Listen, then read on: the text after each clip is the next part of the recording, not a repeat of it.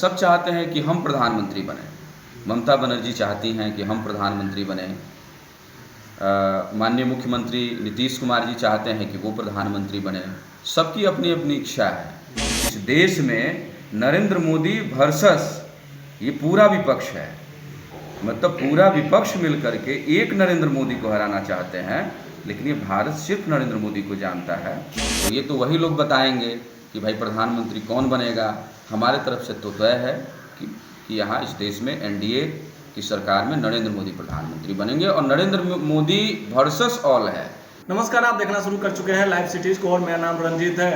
अब एनडीए बनाम इंडिया सामने आ गई है। दरअसल विपक्षी दलों की जो महाजुटान बेंगलोर में की गई उसका नाम इंडिया रखा गया है, जिसके बाद अब सियासत और तेज हो गई है। और हमारे साथ बातचीत करने के लिए बीजेपी विधायक अनिल जी मौजूद है, उनसे हम सीधा बात करेंगे।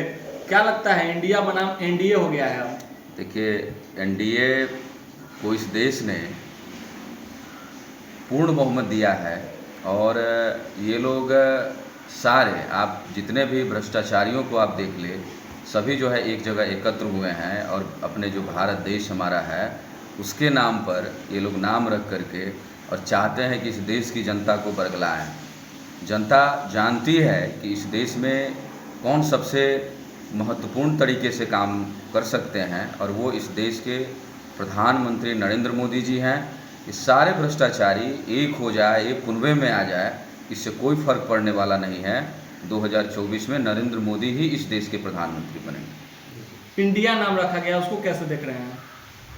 एक इंडिया जो ये लोग रखे हैं, तो हम तो कह ही दिए हैं आपको कि ये सारे भ्रष्टाचारी लोग, सारे जो है परिवारवाद से जुड़े लोग और ये जो लोकतंत्र को बचाने की बात ये लोग करते रहते हैं।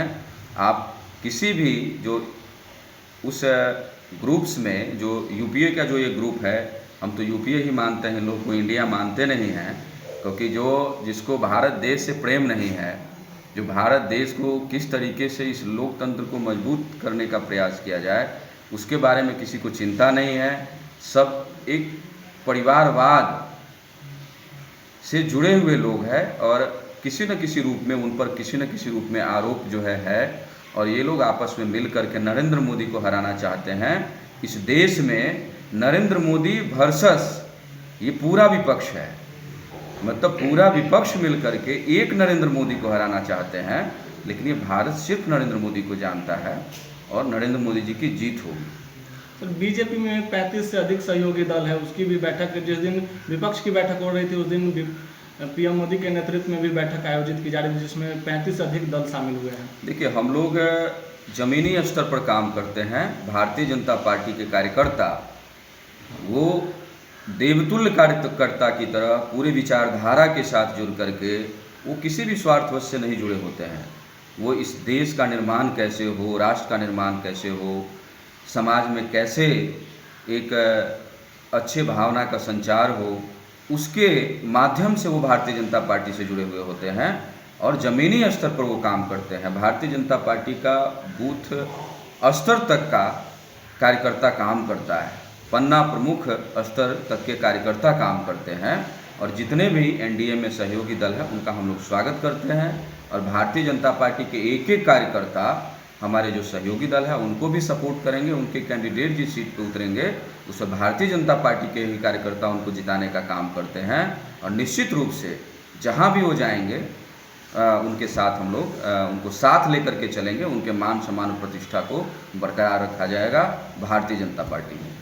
क्या लग रहा है, विपक्षी दलों की ओर से कौन पीएम का उम्मीदवार हो सकता है, इसको कैसे देख रहे हैं? अब देखिए, इसमें जो विपक्षी दल है, इसमें कभी, अब क्योंकि सब बड़े लीडर्स हैं, काफ़ी दिनों से सब राजनीति करते हैं, सब चाहते हैं कि हम प्रधानमंत्री बने। ममता बनर्जी चाहती हैं कि हम प्रधानमंत्री बने।